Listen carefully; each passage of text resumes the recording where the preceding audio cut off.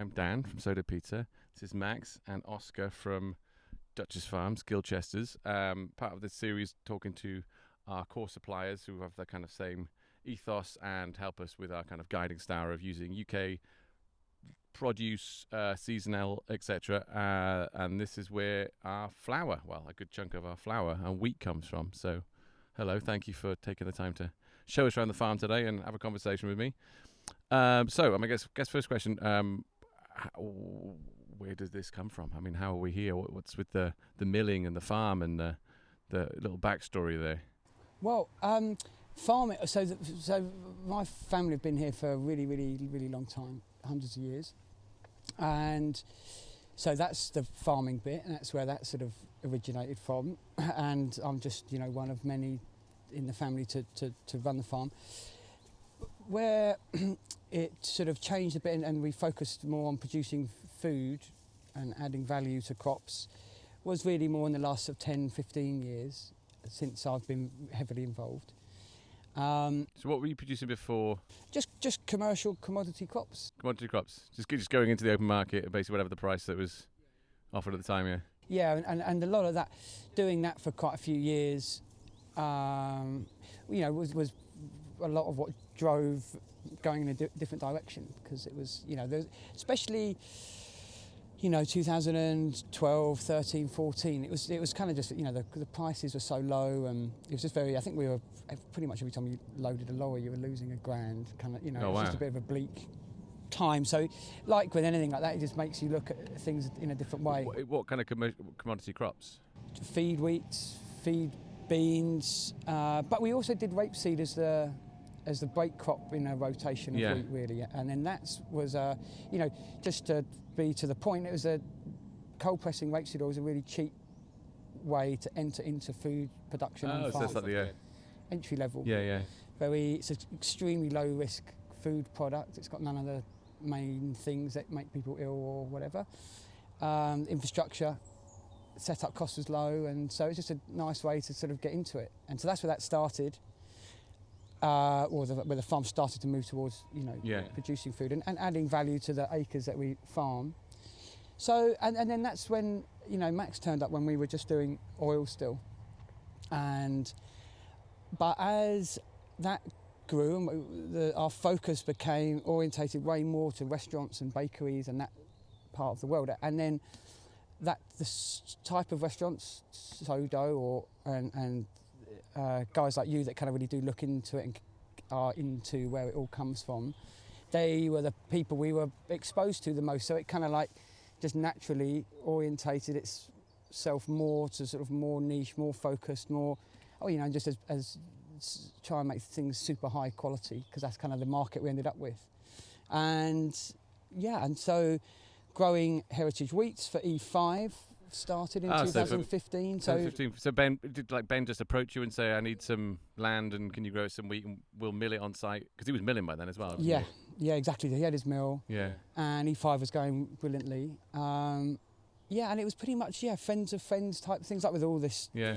I think the other thing as well, the food industry, the more you get into it, the smaller it seems. Like when we were like younger, driving around London trying to sell stuff, it just felt huge and impossible. And then, years later you realise there's actually only about 100 people that work in the industry really, and everyone moves around. But Ben gave so much support in that early stage when we were a bit nervous about, who's going to buy it, what we're going to sell it for, what.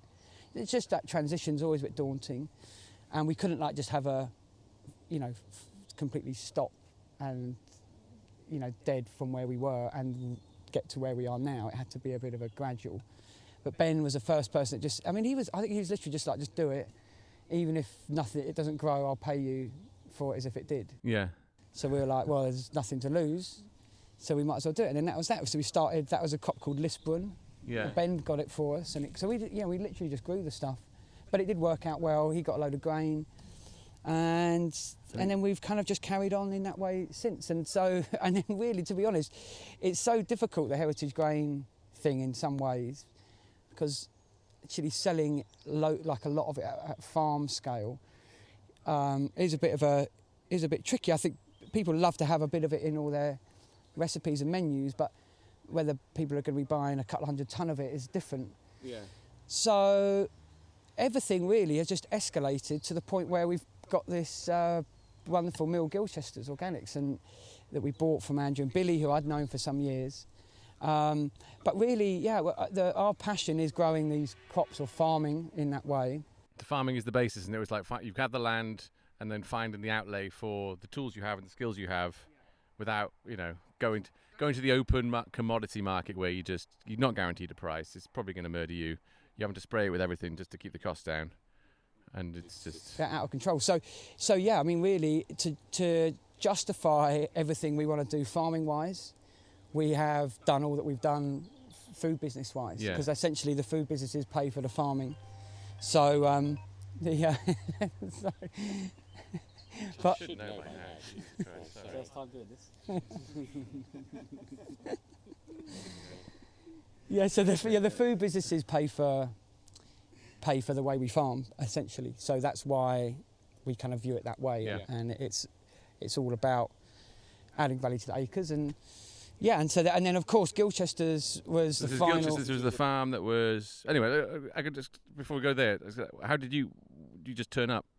Are you from this neck of the woods? I'm originally from around here, but then moved abroad when I was younger, and then went off to university, and came back after living in America to a little dinner party here in 2016, and I woke up on the sofa a bit hungover. Did you know each? We knew each other from when we were younger, but not super closely. Friends of friends. Friends of friends, yeah. And as I was recently back here with not sure what my next move was, just said, are you busy, do you need a hand? And it was harvest, so obviously it's always busy in that period, so I had a sort of slap course in tractor working that day. So you operate the tractor very briefly there. It's like, is he qualified for this? No, well, qualified is still, after 10 years, questionable. And yeah, so Oscar set me on the day to, this is what you're going to do. And at the end of the day, how did you find it? I loved it. It's like, that is like the worst job you could get, like entry level, but I loved it. So tomorrow, it's like, so that whole summer just helped out with harvest. And then was inquiring about the oil and how that's working and what you're doing with it and where's that, what about this? This is the rapeseed oil, cold pressed Duchess oil. Yeah. And then I was like, oh, well, you've got some ideas here, like, what do you want to get involved with this as well? And so that was 2016. It was quite small at the time. And then 2017, finally moved in earlier that year, sort of came over full time with that. And then that led us, that was at that same time where the first year, 2016 was the first year that Oscar was growing the heritage for E5, for Bennett E5. Yeah. And so already was, for my first entry level into farming, seeing fields next to each other that were conventionally farmed versus this organic with heritage, you just, without, that first year was asking Oscar so many questions. Why do you do this? Why that way? Why? And he was like, good question, We've done it because that's what we've just done for so long. Conventional. Yeah. And then so like, all these questions were so like fun for me to know about, but also I think triggered some sort of good. So this is when the transition for yourself came about from the with the E5, and then and then that sort of slowly led more into, well, you can see the field is just the wheat is beautiful, but there's a lot of life coming from that field where the other fields there isn't, and so then you start going, well, if we're going to be growing something, this way feels a lot like a better way, in link with nature and stuff, and with a product that is going off for humans to eat, not just a commodity animal feed. And that first year I think was 10 acres with E5. The next year was 20 acres, and it just sort of started building like that, just quite naturally. And then that was the early days. So when you were doing it, the first you're literally planting. The first time you've grown wheat, really, is it? Oh, that type of wheat. That type of wheat. Okay, but it was basically take the principle of growing the wheat, but without the inputs. Yeah. No fertilisers, no chemicals, just organic. And but the land was prepared beforehand, having been conventional, or was it just like, here's some nice land, we're gonna just go it? Yeah, I suppose. I mean, we just ploughed. Yeah. For the record, I'm still a believer in ploughing here okay. and there. I just think, at the pearly gates when I'm getting quizzed, did you cover everything in Roundup? Or did you plough occasionally? I'm sure I'll get in on the ploughing occasion. And I think the people that have been spraying Roundup next to primary schools, playgrounds for 50 years in their career, will go downstairs. Yeah, that's just my take. But yeah, so plough. Do you have like a particular I mean, because I understand. I mean, it's only been like 10 years, I guess. This idea of no ploughing has even existed. Yeah. Well, I just think managing weeds here and there in a rotation with a plough is a It works for you. very low key. Yeah, Yeah. and it works in that sense. And the damage you're doing, in comparison, I think is just is tiny. Yeah. It's 'cause it's just a little bit on the top, isn't it? You're not really. Yeah, I mean, the ploughing is a big. Okay. Ploughing is the most aggressive soil inversion you can do. But if you've got a load of thistles and things like that, and you just need to just get them buried, let the weeds die away, or that stash of weeds die away. You're never rid of your weed bank fully. But yeah, ploughing is a really, really good way to get a good crop of. Okay, so the jury's still out on tilling or no tilling then, I guess. Yeah. Well, it's both. I mean, we have some no-till machines. Yeah. But I think just being really fundamentalist on that stuff anyway is quite prohibitive in farming because you're dealing with the weather. Yeah. So you've got to be on your toes a bit because we've made a drill for doing the rapeseed. Great bit of kit, we still got it and still use it.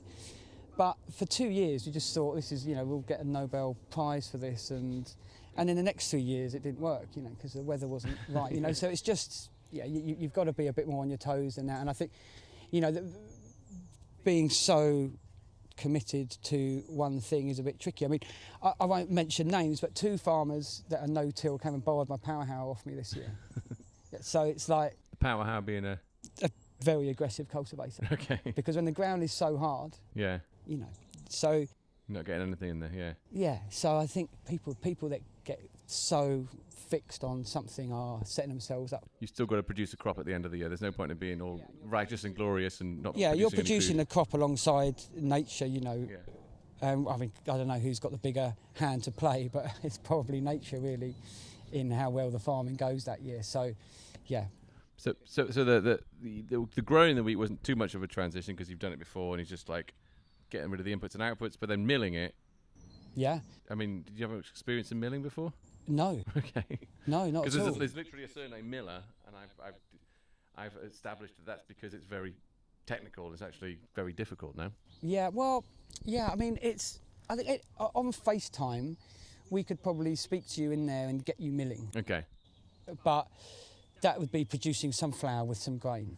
So I think almost anyone could do that. Anybody can do it when it's going right. It's just when it goes wrong, you've got to be able to sort out. Yeah, and problem it solve. just the variation in our setup is a lot because the grains are different all the time, and so it's super nuanced really every day. Room temperatures, the weather outside plays a part. Humidity, the way the flour moves around the pipes constantly. Yeah, how long it's been left there? Yeah. So there's lots of variables, and we work on sort of eliminating as many of them, or being like aware, the known unknowns.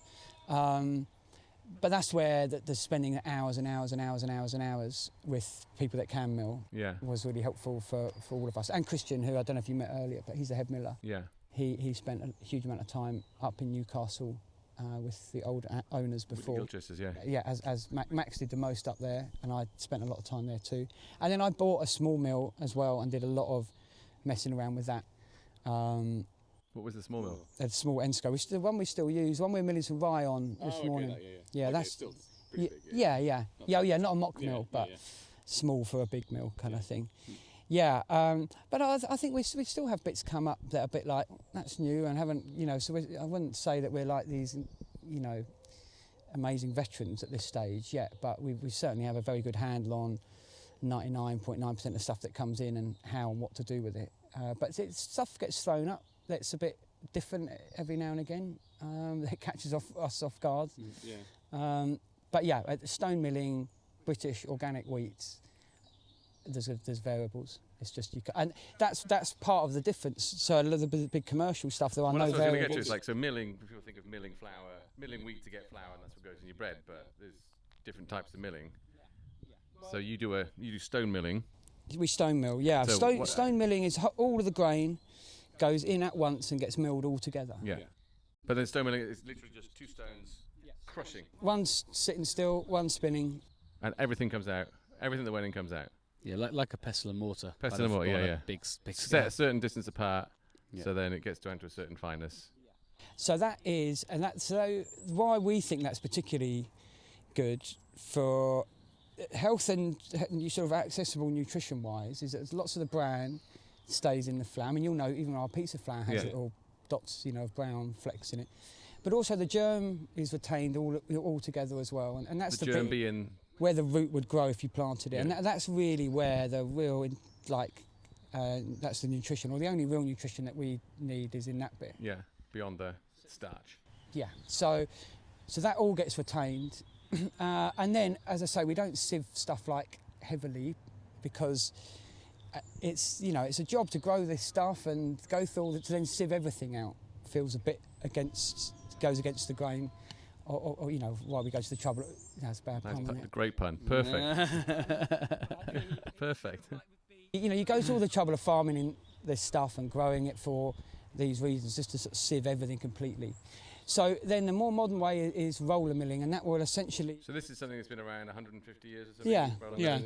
Yeah. So it's not like... Because like stone milling is like 20,000 years old. Yeah.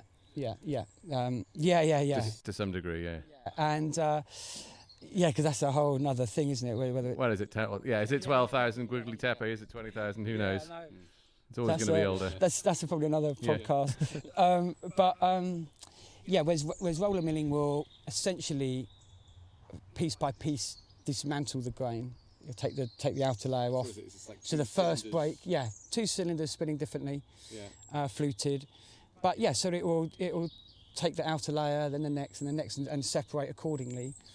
And a lot of the reason in big commercial operations they don't want the germ involved is because it is like a living, active ingredient of an otherwise inert material. And it will... Shelf life. Yeah, go rancid, basically, the fat. So our shelf life's tiny, 6 months. I mean, it doesn't go off in 6 months. I think we put 6 months on really just because just don't like the idea of someone getting out of a cupboard in 9 months and thinking... Or 2 years and being like, oh, it smells a bit weird. Yeah, so we just want it to be used a bit while it's still got that kind of vibrancy. But stone milling keeps all of that goodness in the flour, even in the sifted flours. So, and that's why you go to a lot of trouble out in the field to grow the stuff. So that type of wheat marries up really nicely with that type of milling. Yeah, and so you're maintaining all of the goodness. So you're not extracting. The way I understood it is obviously the stone milling keeps everything in. The germ is fat. It's nutrition, but it does go rancid. It shortens the shelf life. And then about 150 years ago, we invented roller milling, which is why we don't have a mill in every village now. Because with the roller milling, you can just take all the endosperm out, separate it into different bags, and then ship it off 1,000 miles, and it'll keep for years. But you've just taken the nutrition out, which meant everybody got sick, which means you now have to fortify it, which is a whole different story of... because there's a good derogation with fortifying under 500 tonnes of sifted flour and stuff, which is helpful for our scale of operation. But that does seem. Yeah, you take the goodness out, and you have to because I was speaking to a miller a few years ago, and he was saying that he was being hounded by the authorities to fortify his white stone mill flour. So he bought all the ingredients in, then sent them a sample, and they said, "Yeah, excellent. Those levels are high enough." He said, "Yeah, I didn't use any of the. I don't need to. It's stone milled. It's already in there, because that's what it's designed for." I mean, that is what it is. Yeah. It's just one of those weird ones. We just try not to get too involved in putting anything. It's UK organic wheat. Here's the goodness. It's milled. It's it. I don't think we need. Yeah, and even the freshness of it. I think I when Ben at E5 first got his, it might have been your flour actually, or your wheat. He first got his mill. I bought a bag off him, and then went back and made pizza with it, like just fresh off the mill. And I was like, oh, it's kind of like coffee. It's like you grind the coffee and then use the coffee straight away. Like 4 days later, it's not as fresh. Now with wheat, it's not exactly the same because about 10 days later, for some reason, it just kind of. It's. I found it was amazing to start with. 2 days, 48-hour fizz, if you like, then a lull, and then and then it oxidizes, and it's great again. But that initial was just like the difference. It's just like you could just taste the difference in the freshness of it. Yeah, and like that bag I've wheeled off for you today, when it does come off, like literally like that, and there's a whole load of it, you can smell it. It is a really powerful scent. Yeah. And I think people don't think of flour as having any smell. I think in the main. Sweet. Yeah. And so at the moment you're also in organic conversion. Yep. Yeah. So we've been growing organically here for best part of over 10 years. And Organic in principle, you know, not without the paperwork sort of things that you need for that. And then, you know, moving Gilchester's Organics, which is an organic milling business here, you know, all the grains that we use within that are certified organic, but, you know, we wouldn't be able to mill our grains under that same business. So it, you know, it just was the catalyst to sort of go, right, okay, it's time to properly go into this. And, you know, for my sins, I've had experience with doing the sort of accreditation stuff in the past for the oil and other things, and so I drew the short straw to sort of make this bit all happen. And doesn't sound like a huge amount of fun, I've got to say. No, to be fair, we're with OF&G. They're a lovely sort of entity, and they're quite helpful. And so there are others available, but these guys, they're always quite helpful with. Because I mean, is it because in terms of, I guess it's a bit of help, but I mean, you know what you're doing in terms of growing and doing it organically. Yeah, and it's for stuff that we buy as well. Are they certified organic? It's a traceability exercise. How can you prove that everything that you are producing is organic? Yeah, and that is just a paper trail. And it's just about keeping records, and then from that point, the business is from the Gilchester side, and then from the farming side, it is sort of proof of your farming practices, and showing that you're not adding any synthetic sort of inputs onto the farm, which we don't do. So it's I think if you're trying to hide it, it's probably a bit more complicated. But when you're just not doing it, it's quite simple, really. Because I guess then on the open market, it just gives a bit more value to the product, let's just say, in terms of like if somebody's buying large quantities and they're a large company, they're like, okay, well, you've got that certification. So and to be able to legally sell something as organic, it doesn't matter whether it's been grown under those principles. If it doesn't have the piece of paper, they can't legally claim it as such. And so, that is, you know, people seemingly over the last couple of years, there's a bit more of an emphasis on food quality in our food systems. And I think people are maybe trying to kick back at some of the poor levels of food process that we all sort of get exposed to. So this sort of helps sort of just put a stamp on coming out of the 70s and 80s and 90s and how we were treating our the things we put in our bodies. Yeah, for sure. So this is just you know, it gives people confidence to know that you are doing what you say you're doing. Yeah. So Gilchester's, let's go to that. So this is, when you say Newcastle, it's even further north than Newcastle, isn't it? Yeah, just a half hour above. Yeah, Northumberland, which is Stamford. How did that come about? So you basically you became the custodians of the brand, essentially. So are they still growing wheat up there and bring it down? Yeah, I'm up there. Grows amazing rye. Yeah, like you've never seen sort of stuff. I do feel like rye is the kind of the Scandinavian, Scottish, windswept. Yeah, tough. Doesn't care. Yeah, so it doesn't care about the wind and the rain. Yeah, and then and some Swiss Austrian heritage wheats. Okay. And Andrew always has lots of trials, and is always aligned with some of the university projects up there and stuff. So he's a farmer, but he's done a PhD in grain and does a lot of grain research. So he's a sort of a farmer / grain science sort of guy. And he's been sort of organic for 20 plus years. So you always say, you know, before it was cool kind of thing. 30 now, is it? Yeah. So, you know, he's been on that belief for a long time.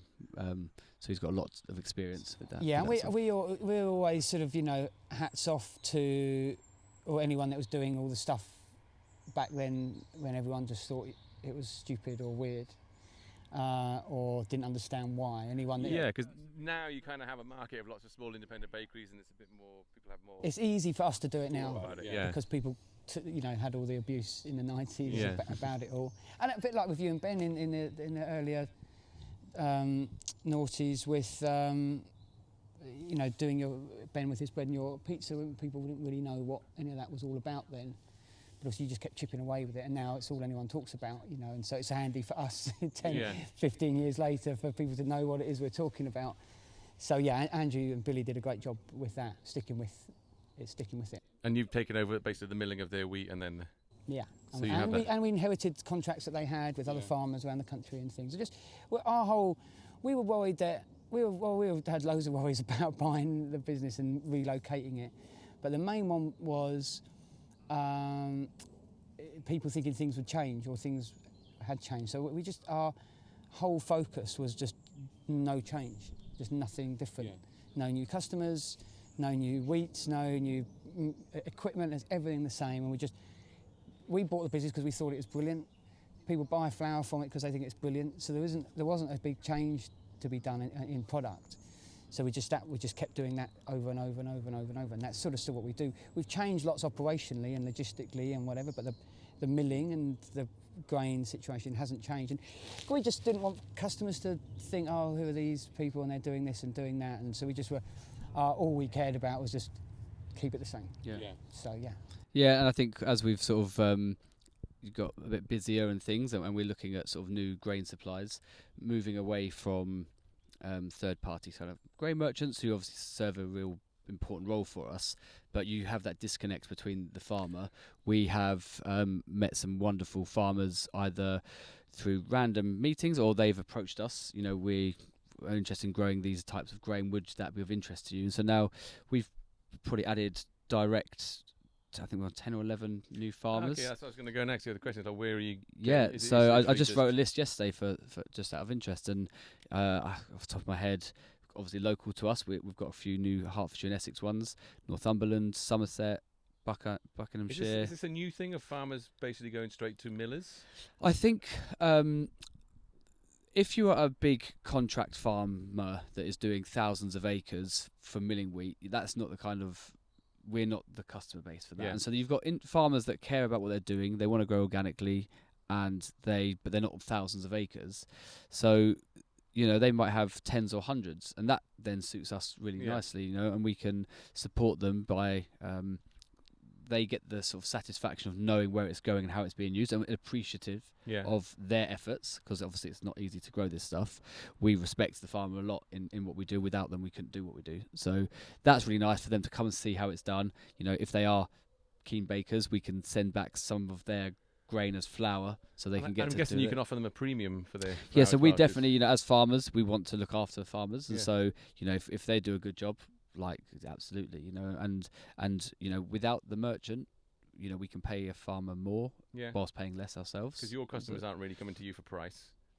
No, I mean, obviously it is price is obviously a consideration, as we know. The industry is no. If you go for price, then you go to. It's everything that we stand for. The way we farm, the way our farmers farm, 100% British, and, you know, never importing grain, supporting good food, good farming, and I think that is what people want when they come to us. And is it been? I mean, over the last 10, 12 years you've been doing it. I mean, getting hold of good quality grain, has that become easier? Has it become more difficult? Is it just changing its dynamic? Like Oscar said, with on the farming side, your biggest opponent or ally, I guess, is the weather, and we're seeing that changing a little bit. And so, you know, heritage grains is an interesting one because they are seemingly a bit more resilient to the change when we have population wheats, which can weather the storms or droughts a bit better. But then give us what do you when you say population wheat?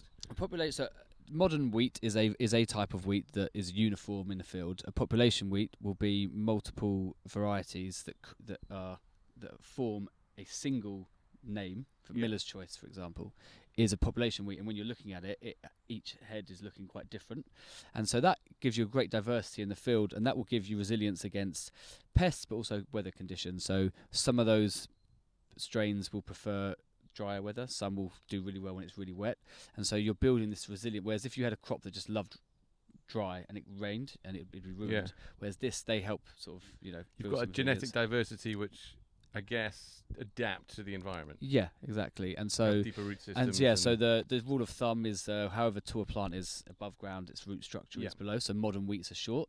Their root structure is shallow because they don't need to go looking for nutrients. They are getting fed that synthetically from a machine that sprays it. You know, these wheats need to find it within the soil, which is why a big part of organic farming is soil. You know, it's not the word regenerative. You are regenerating and improving soil, but that is vital for an organic farming system, and you cannot farm organically without looking after the soil, and they're going deeper so they can get access to water and nutrients, which then helps with that resilience, because if that topsoil of level of soil is baked off and there's no water, it's okay because they're going down and finding it. And so I think farmers, we absolutely do not dictate to farmers what and how to farm, apart from, you know, on the organic side of things, but their methods and what they grow, if that variety of wheat is something that we use and we know we have an outlet for, how they want to make that successful for them, they know their farm, they know their soil, they know the machinery they have. You know, Oscar is great for a bit of advice and things we've done well and things we haven't done well, to sort of share that shared sort of collective wisdom. But yeah, they it's up to them how they do that, because they know their setup. Yeah, so in the last few years, I've definitely noticed a lot of flour producers I'm speaking to are talking about regenerative wheat. They said, all our wheat is regen. Yeah.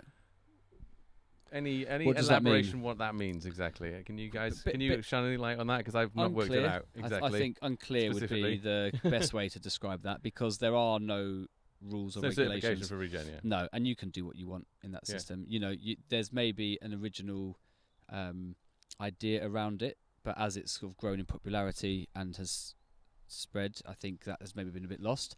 There is nothing stopping you from putting synthetic inputs on that wheat. Yeah. You know, organic certified products are the only ones that absolutely prohibit any use of synthetic inputs. Yeah, because I guess my idea for, if I was to say regenerative farming, it's like you're not putting any inputs or taking any outputs. You're using, as you're saying, fostering soil health through various natural means to generate food, which might not necessarily have the yield that if you were putting any inputs, but the nutritional value's there and therefore the quality's there. And you know, I think is this attainable? A big thing that is not mentioned publicly on the regen sort of stuff is, how do you deal with, Oscar was talking about ploughing, how do you deal with weeds? Now, a lot of regen stuff, they spray glyphosate and Roundup on a field before they plant it, so they have a clean field with no weeds before they plant something. Regen. Yeah, that is quite a common practice.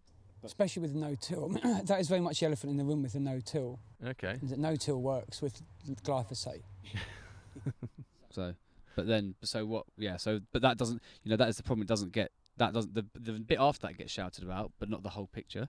And then people go, oh, but you had that done. Is that something I want to be eating? Because you've put that on the ground. And also the knock-on effect of the biodiversity and the local, everything. You kill everything, Yeah. So that, whilst that, I don't want to undermine people that do a good job at it. I think there has also been hijacked a little bit, and therefore the lines have been blurred a little bit on that. Yeah, because I went down the rabbit hole of reading a number of books on regenerative farming and, soil to dirt and those kind of things. It's like, is this possible for national, if not global scale, to develop a method of farming along these lines where you're just being really clever with how you balance the ecosystem and, having the chickens running around and blah, blah, blah. But is that, from your guys' experience, have you any thoughts on... We had a great chat last week. We had a Kiwi miller. Yeah, we had a Kiwi miller here, and that Oscar realised that he'd met a few years ago at a grain conference, and it was just like a regen thing, and they were talking about how to do it. And he because I hadn't remembered, we hadn't remembered meeting each other. We sat next to each other in a lecture in 2017 or 18 or something, a long time ago. But we listened to this lecture, and then we sat afterwards, and he was like, that's just how people farm conventionally in New Zealand. So, what's going on? And I was like, well, I know it's a bit confusing, but, this talk that we had sat in and been explained what regenerative farming is and can be and everything else, he was just totally bewildered that it was even a sort of considered a new concept or even a concept. It's just that's how they farm. They grazing heavily involved, pastures into arable crops and whatever, vice versa. Doing no-till, doing all these various bits. And that's just what they thought was farming over in New Zealand. And he was just very bewildered by it being thought of as a new concept. Yeah. Because it's not a new concept, obviously. But it's a new concept from a food marketing point of view. And that's done wonders in a lot of ways. People do consider that there are, bad ways of farming and good ways of farming. And it'd be like, you'd probably have the hump if someone was kind of drawing comparisons between you and Domino's.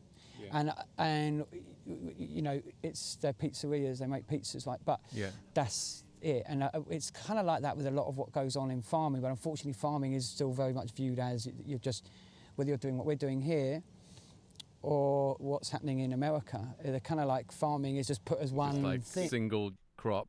Yeah, so I think the Till the regen thing has maybe horizon, done a good sprayed job to of kind of death. pointing out that there's levels and there's nuances and differences in between it, and Yeah. that's possibly helpful. But to be honest, my honest take is it's very much confused the public, and Okay. because it's just normal, regen farming is just normal farming. How farming should be. Yeah, Before the and the industrialisation. other thing as well is that the government had hugely incentivised it, like hugely. They have incentivized. I mean, like insane payments to take fields out of arable production and have them as wildflowers or. Okay. Um, As in the rewilding kind of concept. well, no, but even as part of your arable, so it's arable rotation to fertility building, for example. And so that has made it very easy for people to be regenerative farmers as well. Oh, I hadn't realised that the government was actually actively promoting. Yeah. So I think you get £240 a hectare if you grow a low input cereal, which is a wheat with half the fertiliser and half the spray kind of thing. So still not organic, but that would fall under the regen thing. Or putting 100 acres to wildflowers for 3 years for pollinators and things like that. Again, huge payments to do it. So, it'd be interesting to see how excited people are about regen farming when them payments aren't there. Yeah. We've done it before the payments. We do it now with the payments. We'll do it beyond the payments, whether they're there or not. But it's a very big, comfy bandwagon to jump on at the moment, and people are. Fair enough. It's only commercially viable because of the permit, but I guess commodity farming is only commercially viable because of. Yeah. But you were saying about on a sort of more bigger picture, global scale. I mean, people say if the whole world went organic, we wouldn't be able to feed the world. And you go, well, hang on a minute. All the growing land that we have, a lot of that is going on arable, is going for animal feed. So if animals ate grass, which as humans we cannot process into food, then there'd be less meat. Would there be? Is that a bad thing necessarily? I mean, I eat meat and all fine with that. But if you would say, well, the farming system that supports that is really bad, well then let's look at having grassland on animals, so you could have more production acres into human production and good farming. And then you look at the waste of food, the percentage of food wastage. So we're overproducing just so we can throw a lot of it away. There's a big discrepancy between this idea that if we just made farming better, we would starve.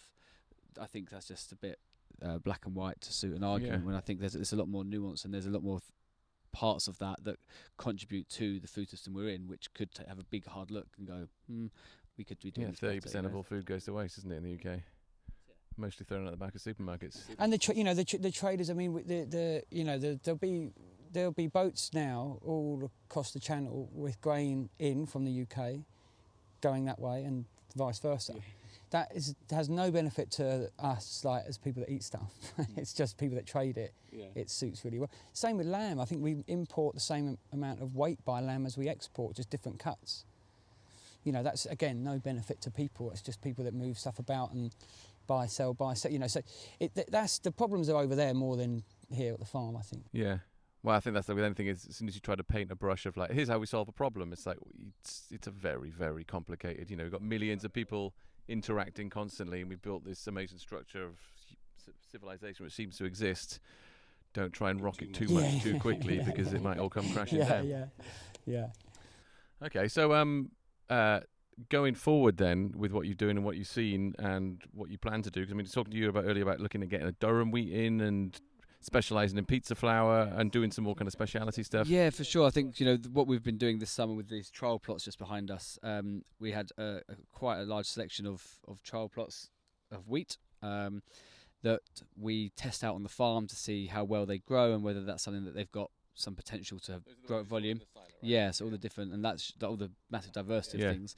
And so durum wheat, you just don't grow that here. We haven't got the climate for it. But there are wheats that really mimic the properties of a durum wheat. That was what he've been waving his hands through in the Gladiator, right? Yeah. So can we find a variety of wheat that grows here organically and that can have the same or similar properties to a durum wheat? Because then that becomes really interesting, because like durum wheat is the gold standard for pizzas and pastas, I guess, and but we're not going to ever import that. But if we can grow a crop here, that then means we then have a specific grain for a specific product. That's really interesting, and I think that's really quite fun for us to look at, especially because we have the farming side that we luckily have the space and space definitely to test these things out and hope that one of those that we planted shows a bit of willingness to succeed, and then we can try and grow a bit more of it. And then you'd have like a durum, a British durum basically. Yeah. Have you guys been in the silo and looked at all the sheaves? Yeah. Oh, no, yeah, okay, that's fantastic, isn't it? So I mean, some of those are just spectacular, and one of those is more like would be perhaps the founding father of durum wheat, and that one could be. Okay.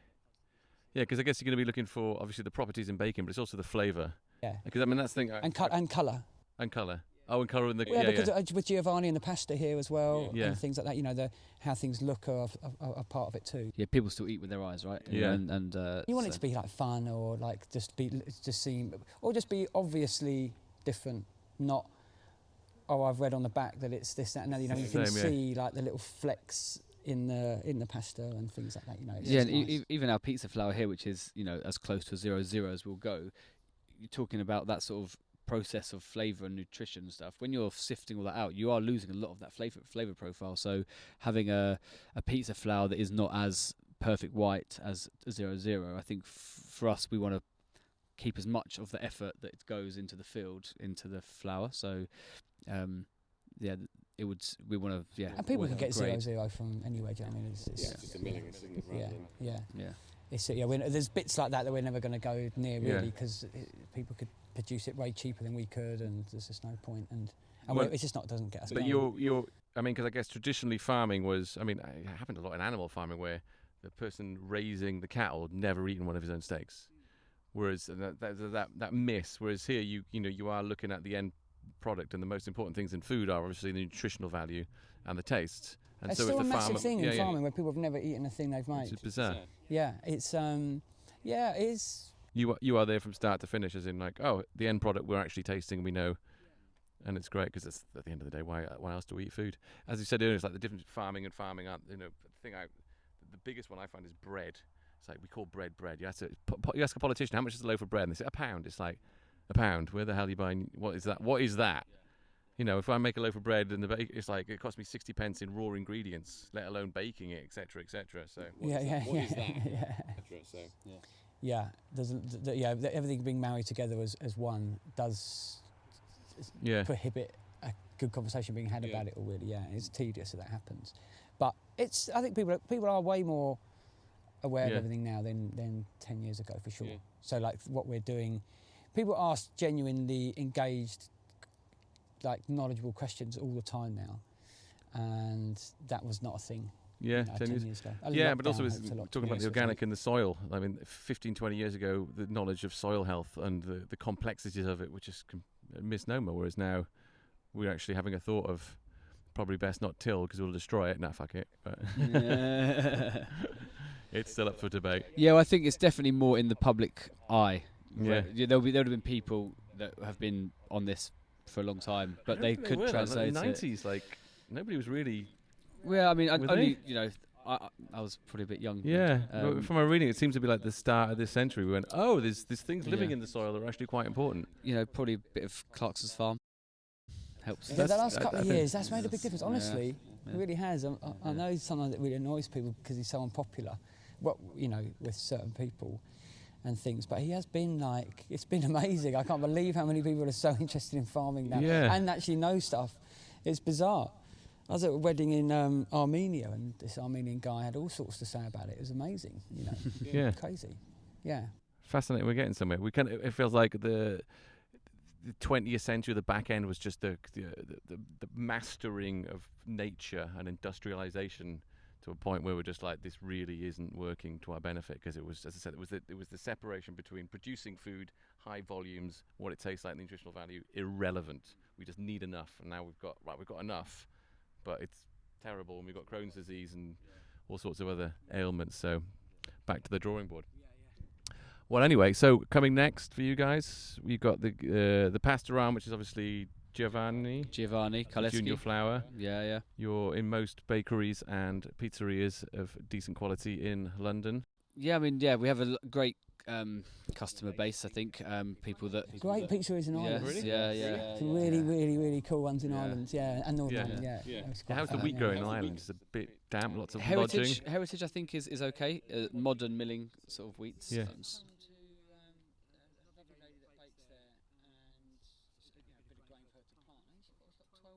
We sent some really? to a lovely lady that bakes there, Yeah. and a bit of grain for her to plant. And she's got 12. Yeah, but there is a big now, grain did she sort say? of movement for It's really better cool. farming, better So flour out she's there. getting on No, all right. it's But that's the only So, person I know yeah, that's really that cool. we've had Moving away involvement from with out there. potatoes.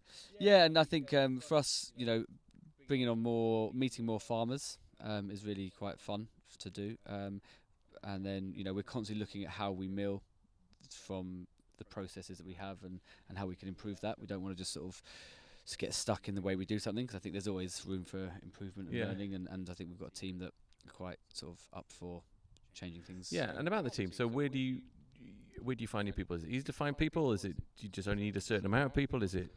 We have been really lucky. I think we have a really we are hospitable people in our private lives, and we have a business that we kind of set the rules for, and it just reflects that. And so people come here and we feel like it's a friends and family kind of thing. It's not, they're not friends and family, but we have that, we just love, no one's left us yet, touch wood. So retention is good, and I think we just we're quick to get people to have an afternoon off to go and do something a bit more fun if the situation allows. And I think we've got some people that do have other side interests, whether it's sort of food or mostly food-based businesses. They have like little side things going on, so they are engaged with what we do from like their own other interests. So that means our conversations around the lunch table are, we all stop and lunch together every day, and those conversations are really quite interesting and fun and passionate. And so I think we just have a team that's quite That's refreshing, because that's not been the case across most food companies. No Getting hold of staff is challenging, yeah. but I mean the setting here, to be fair, I mean we were concerned about that. It was a big problem for Andrew and Billy as well. But, they were a long way away from lots of people. So that was something that we were concerned about. But no, I mean, I don't know, for whatever reason, it's worked out. At the moment, nice so good. And the lunch thing, I mean, the first year was, I don't know if we even ate lunch in the first year. I mean, the first year was outrageous hours. It was really, 4 of us really? Now we're 10 or 11. Illegal hours, illegal working conditions, I should think. So we did that, and then we got through that, and then Max then began to implement all the stuff for actually to be a lovely place to work. Because when we started to have to employ people, or outside of us sort of thing, and the lunching thing is important. And compliance, I believe the term is. Yes. Head of compliance. But it's like I don't know. This is the first time I've been heavily involved in anything like that, employment-wise, and luckily Max deals with it all. But I didn't know that people don't get paid for lunch breaks sometimes and things like. So I mean, the fact that we pay people to have a family-style lunch every day turns out is some amazing perk. But I mean, it shouldn't be. But anyway, I don't know. We try and just be really kind to everyone all the time, and we're not like bosses that go around, because we both do the basic and menial work and whatever as well. I mill often. It'll be, if there's something terrible to do, it'll be me and him doing it. If it's there is nothing we ask of anyone that we have not done many times over. Normally we do. If it's something where you've got to have, underneath is grain pouring on your face trying to mend an auger or something, that'll be always still be me and Max anyway, than anything that's really horrid. So we don't make people do bad things. We'll just do their job. They like their job, and that's cool. I think there's something about running a small business is the higher you get up and the bigger it slightly gets. It's just the less you do the jobs you expected you were going to do, and the more you're doing the shitty jobs that just have to be done. So this is just doing the plumbing. I'm just doing. We are really good at all of that. Crap jobs. Yeah, we are. It's funny that we've ended up owning all these businesses and stuff because really we should just be the labourers. But Yeah. here we go. Well, anyway, I just want to say thank you so much for having us here today, and also, I genuinely thank you for the flour because I was introduced to you guys through John Letts. We've been buying wheat off for like 10 years or something, and I think he just moved Miller. So the fact that you're just here, and I'm just excited to work with you on the new wheats and flours you've got, because as I said, you're part of that kind of guiding star I have for the business that we do, which is like traceable UK produce, but how can we? It's a simple thing, it's pizza, but how can we make it incredible? And most of it is the flour. Yeah, cool, man. Well, and I've eaten your pizzas, so thank you. Yeah, the pizzas are good. Because they are good. Yeah, and lovely you've had a good look around the building today as well, because I think when you have a real good look at that, you can see how flexible we can be with how we mill and how we sieve, particularly with the pizza stuff. So I think once people with pizzerias see how easy it is us for sort of chop and change, like loads of fun ideas come out of that. Well, I've also found I think we're also quite flexible on what we receive. So I've often had like conversations with myself, like I feel like we both don't understand. It's like no, just send it. It's fine. We'll use it. And it's like no, whatever you need, we can do it. It's like it doesn't matter. Just send it. It's like whatever you need. Yeah. It's like no, this is work. Yeah. People, it varies a lot. What people want, and you sometimes get a photo on the same day of a focaccia that hasn't risen that well, and then another one that looks like it's had to take the ceiling off. Yeah. Same, everything's the same, except the people doing it. And can be really awkward. You never want to say anything. Yeah, but Max does that in a really nice way and puts people in touch. Yeah. And people help each other. And our customers will speak to and help each other out. It's cool. Yeah, that is just, we had a customer that was struggling with the flour, and another customer who had been playing around with it. He'd used it for the first time, was having a few like head scratchings. He's not used to it, and then he was like, "Yeah, I've cracked it." And then this recently customer said, "Oh, I've got a problem. Like, would you fancy? Can I ask you what you did?" He was like, "Well, why don't you just put them in touch with me? I'll happily talk to them." Yeah. And then you're like, "What? That is just like to have people that will take the time out of what is a very busy day when you're running a food business to then share their tips and experiences with other like-minded people in that. I mean, that's really just a lovely. And it's invaluable as well, because you always, even in sharing something, you'll ask, "Oh, I didn't know that." It's just a great kind of sharing idea, because these are all problems you just. Because in this day and age, we kind of half expect to be able to solve most problems by Googling it or putting a ChatGPT. But these you just can't. They just don't. It's like, this has happened. Why? It's like, you've got to go out and work it out. Okay, well, cool. Thank you so much, guys. Much appreciated. Excellent. Pleasure.